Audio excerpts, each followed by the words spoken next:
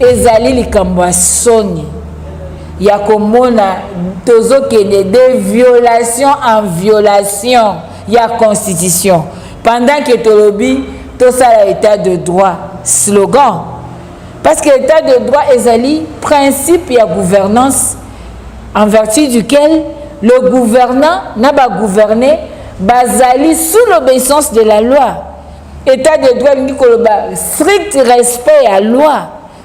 Juge alobi nga mandat na ngezana na kokende te. Ngai na goza la traité te lokola bato mosusu parce que nga na juridiction eza concerné na loi wana te. Oyo pe a commis apesi article alobi tozo assister na ba scène de ménage. Tokomi komona nini juridisme. Juridisme ezu place na mboka.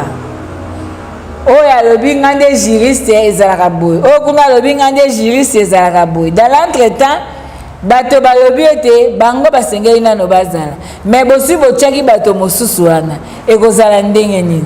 Yango moni toko assister na ba scène na juridisme na conséquence ya flottement. Bon yebisa ngai ministère de l'économie esalaka nini? Ministère du commerce esalaka nini? Yebisa ngai parce que tolingi siko to bandoza makambo nyonso kaka terre à terre on dirait toi na ba parlement debout. Ce n'est pas ça, c'est la vie de tout un peuple. C'est la vie de tout un peuple. Ata lelo tozi autant de millions totier to sombi ba dollars. Le fait que tozo produire té et sa solution éphémère. Mais on a besoin de solutions durables. Des solutions durables pour nanini peuple à se retrouver. Vie est comme intenable. Peuple a souffrir. C'est quoi banda kwa batu. Touti na confinement. Na makamba soit disant Covid. Confinement. To banda boye ba komi ko skoke peuple na dollar. Koloana ezali rupture. Auto sali na silence.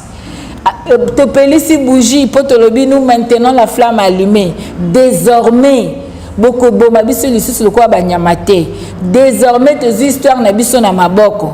Les ténèbres ne régneront pas toujours. Ngonga ekoki biso ba imboka Congo to ko yebisa eza na communauté internationale, eza la ba multinationale, eza la bana nyoso ya Congo ya Afrique ya ba continent nyoso ba été génocide de salama na Congo, pe de lo congolais a telemi pona ko yebisa mokili mobimba ete eza sentiment révoltant oyo biso tozana yango pona ko mona makina na biso ko bana kotanga. Problème na biso ezali ko bundisa moto te. Problème na biso ezali nde ko bongo la système ezo kamba ba institution. Ce qui système wana ebongwami tozongi na maponomi anticipé nde tokozwa bato bauti na peuple bakozala redevable na peuple nde mboka kokende liboso. Likamba dollar eza escroquerie. Ezali escroquerie financière, bazo escroquer peuple congolais. Na bandeko nyonso balingi kokanisa ete économie eza masola parlement debout. Économie ezali likamba parlement débouté. Makamba dollar ezali makambo eza technique. Yango la tozoloba amateurisme ezali lisumu. Flottement ezali mabe. Esengeli tozwa les hommes qu'il faut na ba place qu'il faut. Ete moto akobeta masolo ya dollar ya mbongo ayeba ko expliquer yango ayeba ko lobela yango ce que lobi ozobunda pour dollar ekita elingi koloba en même temps ozobunda pour que vie ya congolais social ya congolais kolia ya congolais kosomba ya congolais ezala pe malamu.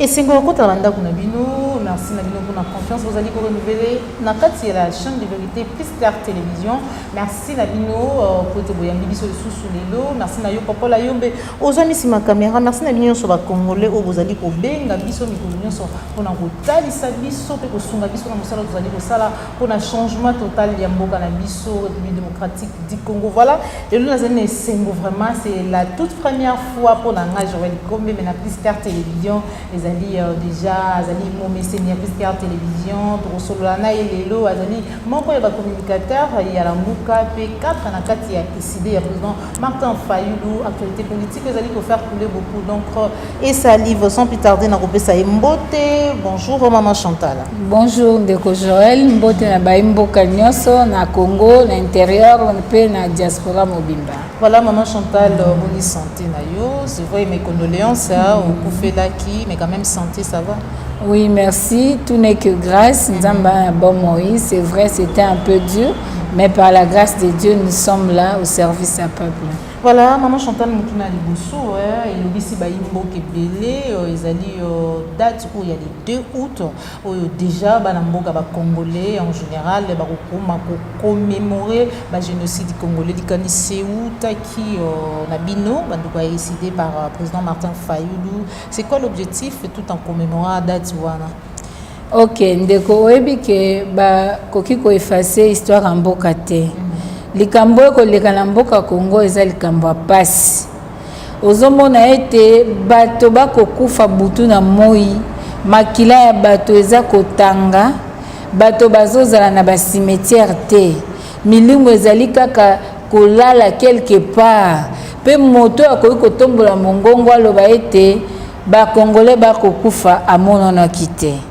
Eza likambo pasi po soki to bandina no 1993 toyebi di solo toyoka ndenge bandeko na biso bauta baya toyamba bango comme pays hospitalier mais tokomi na 97 toyebi biso so ndenge guerre ya AFDEL eyaki pe na 98 le 2 août toyeko mona ndenge nini agression ngo ko salema eza na Kisasa eza na Mwanda eza na mboka mobimba Congo eningani makila ya bato esopani soko tali na ba rapport ebelo komona bazolo bela 6 millions bamsu 8 millions bamsu 10 millions de morts o baimboka bakufi batangi moko kino 10 millions de morts pe likambi ya boye soki biso tolobi yango te elingi koloba ete tozali complice soki biso tolobi yango te souvenir nini tokoloba na bana na biso bokitani na biso bakoyeba histoire ya Congo ndenge nini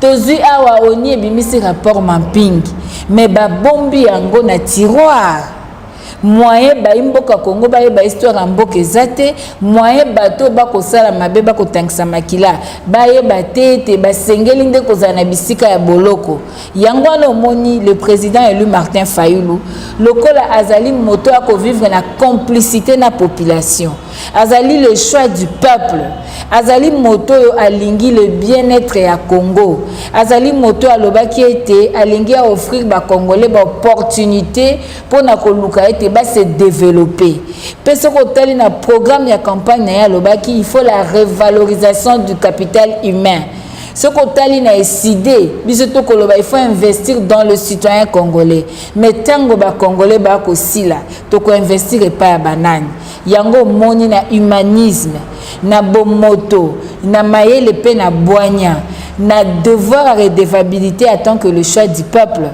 akoki kofanda kimia te kotala butu na moi kino lelo baimboka bakokoba na kokufa okende na Jugu okende na Ituri na Magi okende na Beni okende na Bunya na Ruchuru na Kasik okende bisika nyonso baimboka Congo bakokufa yango wana comme commandant du peuple a rappelé mémoire na biso a fongoli penza tiroir a bimisi lisolo ya génocide a fongoli penza tiroir a bimisi rapport mampingo ebombana a fongoli penza tiroir pona koyebisa biso alobi te ndenge oza boye bandeko no basi na kokufa ata mokolo moko te okanisaka bango ata mokolo moko te okotalisa na molongo ete ya solo tokufi ebele ozali koloba te na molongo ete bosengeli ko reconnaître ete génocide esalami na mboka Congo nzoka nde soki oke na Rwanda balobaka 800 000 morts mais ndenge nini ezali génocide rwandais bango bazali ko utiliser yango fonds de commerce bisika nyonso nzoka nde pa na biso tozana plus de 10 millions de morts omoni tina esengelaki ko réveiller mémoire en tant que leader, en tant que visionnaire, en tant que patriote, en tant que muto azana humanisme, azana devoir redevabilité à l'obité, ba imboka nangai.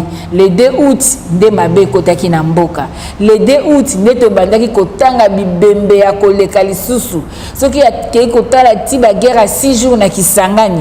O tomoni ba armée mi balé ougandaise na rwandaise eko bunda na mabele ya Congo, pe bomi bato. Ceux qui te font digner, tous à complices. Ceux qui te bossani, tous à la complicité. Ceux qui te font di kimia, tous à ba médiocre. Yango moni et sengelaki côté le makotombola mongongo. En tant que commandant, tango atomboli mongongo, alobi et sengeli to reconnaître que le génocide de salami na mboka Congo.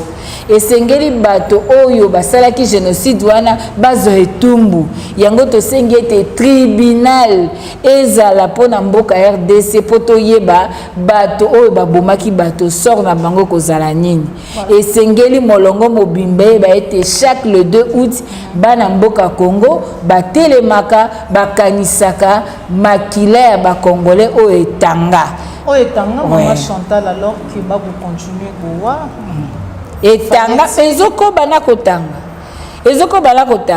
potango bango bako continuer kotangisa balobi ato boma kutu 10 millions basala eloko te ata tozoboma ba osala nini mais oyebi te mokolo wana ezali rupture o tosali na silence to pelisi bougie po tolobi nous maintenant la flamme allumée désormais boko boma biso lisusu lokwa banyamate désormais tes histoires na biso na maboko les ténèbres ne régneront pas toujours ngonga ekoki biso baimboka Congo to ko yebisa ezala na communauté internationale ezala ba multinationale ezala bana nyoso ya Congo ya Afrique ya ba continent nyoso ba ete génocide de salama na Congo pe le congolais a telemi pona ko yebisa mokili mobimba ete eza sentiment révoltant oyo biso tozana yango pona ko na makila na biso ko bana kotanga nzoka nde makila ya congolais egoyi kotanga te kaka po ya zone mboka ya malamu kaka po ya zone kita na mboka na ye egoyi kotanga te po na groupe moko ya bato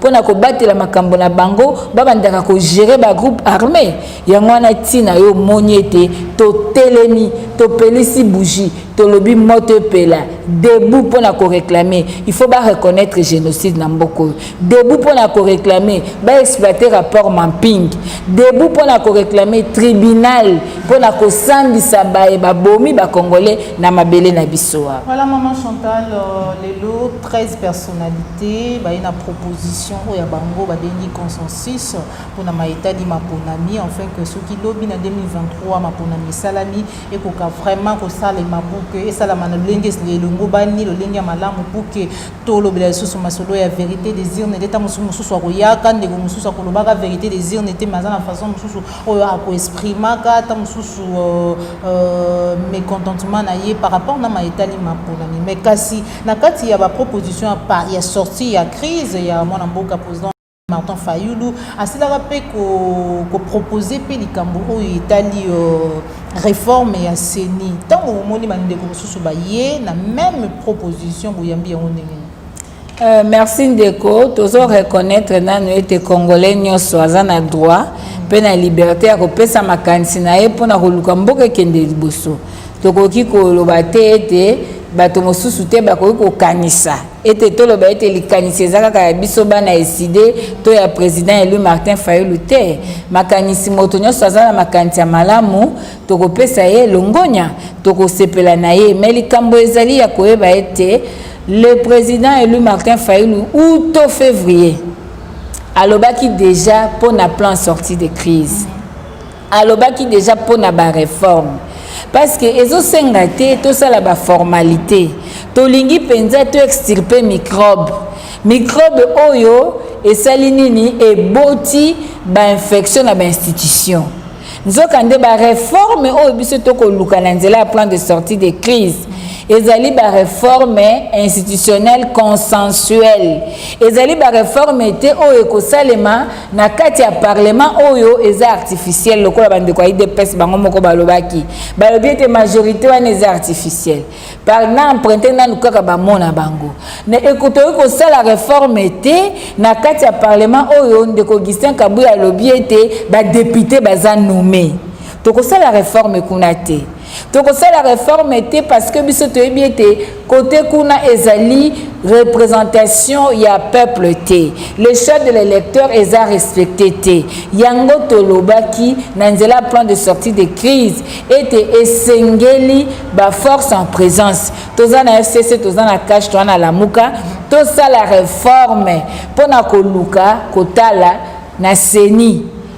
total l'organique ya CENI total lolenge ni CENI esengele kambama total ndenge ni loi électorale elaksaki biso ba limite na yango total ndenge ni institution d'appui à la démocratie elaksaki biso ba limite na yango to solo la pona ko bongisa yango po ete to garantir sécurité ya choix électeur congolais donc eza différent na procédure o bango bazomema po biso toza koloba na bino butu na moi na kanisi ezo senga suto le peuple a moni motonyo sa moni na mpoasa ete le président élu azalaki na raison makambonyo sa lobaki azalaki na raison bango moko batatoli balobi bien ba député ba nommé balobi bien majorité artificielle bongo sikoyo bango bakosala masolo ya mboka ndenge nini or réforme wana yana litomba monene pona mboka na biso esengeli nde tokota penza na mozindo ya koluka penza lipanda ya CENI tozande na bosenga ya indépendance ya CENI ndeko CENI ce qui est indépendant de ko garantir vérité des urnes bandeko soki bazana likanisi toboyi te mais na kati ya système ya ndeko Kabila na kati ya majorité ya ndeko Kabila na kati ya parlement oyo ya FCC na ya cash ya coalition oyo lelo kwa malonga ekobima ezali te problème na biso ezali kobundisa moto te problème na biso ezali nde kobongola système oyo ezokamba ba institution soki système wana ebongwami tozongi na maponomi anticipé nde tokozwa bato bauti na peuple bakozala redevable na peuple nde mboka ekokende liboso. Voilà, ndemboka okende liboso wana ezali maloba ya maman Chantal bazali 4 na kati ya ICD pe moko ya ba communicateur ya Lamuka. Maman Chantal lelo Nicolas wuti koleka biso surtout décrire qui to ya dollar dépréciation ya franc congolais mais aucun mois tout moni chute libre ya dollar comment qui ko changer vous allez changer na 12 000 15 000 16 000 mais aucun mois que non na lolenge to sombelaka ba crédit $1 nous sommes à 2000 francs, 2100, 2000 euros dépendre de la bisika motozo qui échanger té mais to comprendre té instruction à chef de l'état et comme ba côté mususu té quoi lisu na yo to analyse na yo na maizali koleka par rapport na to ya dollar. Le kamba dollar eza escroquerie. Ezali escroquerie financière, bazo escroquer peuple congolais. Na bande ko nyonso balingi ko kanisa ete économie eza masola parlement debout. Économie ezali likamba parlement débouté makamba dollar ezali makambo eza technique mais chef de l'état il a instruit ne balobaka limbisa ngai ndeko limbisa ngai likamba dollar ezali likambo o eza technique eza calcul o ezali réel ezali te olali na buto obi na zi prophétie na sala boite likamba dollar eza boye pona koluka ko stabiliser mbongo na biso ko pesa ngo valeur parce que toi na monnaie moko azana valeur nationalité d'abord na mboka ne moko ba consommer ba monnaie misusu ye moko ba consommer été pona koluka ko stabiliser problème ya mbongo na mboka na biso esengeli na no production ezala nzokande tozo produire te ya mibale tango bakambi oyo bakosala makambo misolo na mboka balobi ete to injecter dollar na marché to récupérer ba franc congolais pour na ko rendre franc congolais rare dollar et matatalo malamu ezali pe lolenge bakanisi basala mais ndala ko tuna motuna Ce qui a semoule ezali 40 000. Dollar ezalaki 2 000. 1 dollar est 2 000. 10 dollars 20 000. Et l'ingolo ce qui a semoule ezalaki na valeur ya 20 dollars. Lelo babi bazu dollars babaki na marché. Oui. Kambis ache dollars 12 000. Mususu ache 13 000. Ce qui a semoule etikali kaka 40 000. Ozolandanga. Ce qui dollars eza 13 000. Ce qui a semoule 20 dollars eza 36 000. C'est-à-dire mutu oyo azo somba semoule somba ngona 20 dollars comme somba ngona 23 point quelques dollars. Est-ce que vous comprenez nga? Bon, expliquez nga appréciation franc congolaise. Appréciation ça. Parce que consommateur ou les peuple azo souffrir, azo vivre au tobe na érosion financière na poche na e. Ou les abimisa 20 dollars asomba semoule, ce qui dollar ekiti. Aki osomba semoule elingi koloba il faut tika na mbongo. Mais au contraire, il faut baksa sous 3 dollars. Pas à ça qui a semoule abandon dans la 20 dollars. Wana ndeko betela so masolo ke dollar ekiti. Ozomona yango to lobi to tika kokosa peuple. Likambo ya dollar eza likambo ya parlement débouté. Eza likambo ya propagande te. Eza linde likambo ya bato mayele, ba bongo efandi, batali eloko nye sengeli to sala. Peuple azo souffrir. Tozana bosenga ete peuple a vivre vie o elongo bani. Mais yo ko ebisanga lelo. Dollar ezalaki 20. Moto bako futa ye na to ya 90. Dollar ekiti 13 000 ce qui est kiti. Ponga na ebiso ke na moni déjà ba pancarte na zo ya 18 500. Lobi ba chaki 12 000. Lelo komi 18 500. Pona ko laksa ke bazo yiba peuple. Siko muto ba futa ka ye 92 000. Dollar ekomi 13 000 na hypothèse yo lobi eza 13 000. Dollar 13 000. Muto ana 92 000. Franc congolais eza apprécié ou bien eza déprécié pona. Yango na tozoloba amateurisme ezali lisumu. Flottement ezali mabe. Esengeli tozwa les hommes qu'il faut na ba place qu'il faut. Ete moto akobeta masolo ya dollar ya mbongo ayeba ko expliquer yango ayeba ko lobela yango ce que lobi ozobunda po dollar ekita elingi koloba en même temps ozobunda pour que vie à congolais social ya congolais kolia ya congolais kosomba ya congolais ezala pe malamu. Donc ce qui dollar est commis 13 et loko nyoso ezalaka 10 dollars esengele comme à combien 13 000. Nzokande na marché soko kei lelo pa ba indo pakistanais et loko batekaka balobaka 10 dollars. Tango dollar est comme okita ba 13 000 15 000 ba comme ça en francs ba 20 000. Bon yebisa ngai ministère économie salaka nini? Ministère du commerce c'est ça la nini? Yebisa ngai parce que tolingi siko to bando za makamyo sokaka terre à terre on dirait toi na ba parlement debout. Ce n'est pas ça, c'est la vie de tout un peuple. C'est la vie de tout un peuple. Ata lelo tozi autant de millions, totier, to sombi ba dollars.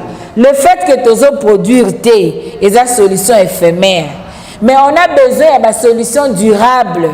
Des solutions durables pour nanini peuple à se retrouver. Vie est comme intenable. Peuple a souffrir. C'est quoi banda kwa batu. Touti na confinement. Na makamba soit disant Covid. Confinement. To banda boye bakomi ko skoke peuple na dollar. Kambisa komo tia prix nyoso ya lingi. OK awa okuti 16, kuna 12, côté au 10, tout ça. L'état azali bien zate. Est-ce que Kambiste mutakomo pesa loi na mboka? Pour finir, Maman Chantal, tout le bela maïtali réforme, on voit bien en réforme de toutes les façons après ordonnance, le lot moni lobby et ça là qui bongo ba au magistrat muto ba prêter qui serment bien que na kati ya ba o ba noma qui mi balé ba sidi ko boya ko prêter serment lo ba na yo par rapport na ba réforme déjà que ça là. Bon, merci nakanisi réforme ba sakanga ngote. Tokaki masola o réforme abo la mboka place ekei. To lingi biso to extirper microbe. toboyi ba fantaisie ozolanda toboyi biloko on dirait to na ba campagne électorale te. On gère un pays en respectant ba normes ba principe ya gestion. Tokoki kolamuka te na tongo olali oloti olobi te na lotaki koko ayebisi nga tosala te. Mboka ezaka na ba norme ya gestion. République eza ya mutu moko te, eza ya bato nyonso. Esengeli ekambama selon ba norme. Biso to constater lokola yo ete toyokaki ba nomaki batu na ba cour constitutionnelle na ba cour de cassation et consort. To constater pe lokola yo ke ba mosusu balobi ete ngonga na bango na cour constitutionnelle silaki na note esengelaki ba ko bana na musala ba mosusu pe balobi ete te esengelaki bazala déplacer. Tokomi komona nini juridisme ezu place na mboka oyo alobi nga nde juriste ezalaka boye oyo kuna alobi nga nde juriste ezalaka boye. Dans l'entretemps bato balobi ete bango basengeli nano bazala me bosi botiaki bato mosusu wana ekozala ndenge nini. Yango moni tokoassiste na bascène na juridisme na conséquence ya flottement conséquence ya matérisme ezosenga biso tozonga na plan de sortie de crise tosala ba vraie réforme to toucher ba vrai point to affronter les vrais problèmes poto luka ndenge nini ya kobongisa yango kozonga na ba élection pour que mboka e décoller.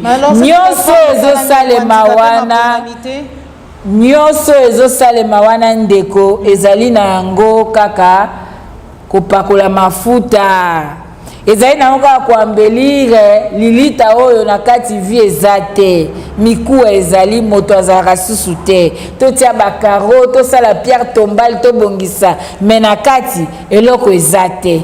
Donc nakoyebisa yo ete ezali likambo ya soni ya komona tozokende de violation en violation ya constitution pendant que tolobi tosala état de droit slogan parce que état de droit ezali principe ya gouvernance en vertu duquel le gouvernant n'a pas gouverné bazali sous l'obéissance de la loi.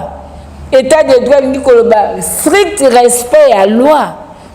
Juge alobi nga manda na ngeza nano na kokende te ngai na kozala traité te lokola bato mosusu parce que nga na juridiction eza concerné na loi wana te oyo pe akomi apesi article alobi tozo assister na ba scène de ménage na ba conflit ya des conjoints et komi kobebisa mboka mobimba yango il est temps pour te sauver nation. Nous devons retourner vers le souverain primaire pour que y ait la seule juge électorale à Ponamoto ya Lingi moyennant des réformes. Ba réforme biso tozoloba ezali ba réforme yo to fandi to sololi to tali Cour constitutionnelle 2006, 2011, 2018 et la kisibiso makambo elongo banité to sala nini seni et sali boye to sala nini pona bolingwa Congo to sala ndenge nini to yokani nde to kei ensemble et pas ya souverain primaire aponi moto ya lingi pona koluka ko faire décoller mboka mais soki to ko banda ko sala kaka ba juridisme oyebiso ko zo balisa mwana nanda kuno balisa mwana tata mwasi aye mama papa leki aye libala wana eza ndenge nini soki ozwi matanga omoni ke papa leki aye tata mwasi aye leso nini okoki kotire totika kokosa peuple. Mon pays va très mal, nous devons nous réunir. Tout ça la réforme au président élu à l'obiété, tout extirper microbes, tout longo la corruption, tout briser système au ebomimboka, système au ya au tie batuna yo peuple a ko voter yo batuna déjà bazara na CENI bazara na cour constitutionnelle bazo sakana na choix peuple bazo tcho bango balingi to briser ba système wana to respecter ba vrai choix ya ba peuple la biso wana nde mboka kozwa lipamboli mais tango biso toza ko bunda na makasi na biso toza bénité parce que peuple a se retrouver te peuple azolela azo regretter voilà. Merci beaucoup maman Chantal tout comme na sous émission na biso message na yo na mo pousser na ba union bazwi libaku ya kolanda yo mkono mwana le numéro ya téléphone pour na ba kozana bosengana. Merci beaucoup message na mo pousser ezali chaque le 2 août il faut que kanisa ete génocide salama à Congo. Il faut to ganga butu na moi molongo mobimba bae ete génocide salama à Congo et sengeli communauté internationale reconnaître yango. Et sengeli to senga tribunal pour na makambo etali mboka Congo pour bato basali mabe bisika na bango eza en liberté te. Et sengeli biso bai Congo to bunda pour que ba réforme ya solo salama na mboka. Pour que le plan de sortie de crise à la respecter, pour tout faire décoller mboka na biso. Bana Congo, bomi pesa te na ba distraction. Bomi pesa te na ba makambu oyo ba scène à ménage. Boye ba ete Congo za mboka na biso esengeli to telema to bunda pona Congo. Na ko sukisa na ko yebisa bino ete soki ozobalisa mwana papa leki ayete, tata mwasi ayete. Laissons nous retirer. Ce qui peut okuffeli, tata mwasi a été, papa leki a été, laissons nous retirer. Totika roko sa peuple. Et si quand maël échoué, to luka boanya. Yango président Eli, a luka qui sagesse à roi Salomon. A lobina mona Congo nangai, to kenye la plan de sortie de crise pour que le peuple congolais a la respecter. Merci beaucoup maman Chantal pour nous répondre à l'invitation à Bisso. Merci beaucoup la Yombe. Aux hommes qui sont ma caméra, merci pour l'accord Pima Afrique, sans oublier Christian Boupaté, référendum, autorité morale depuis Paris. On se retrouve pour un prochain numéro toujours sur la chaîne de vérité. Cette émission est terminée. Au revoir.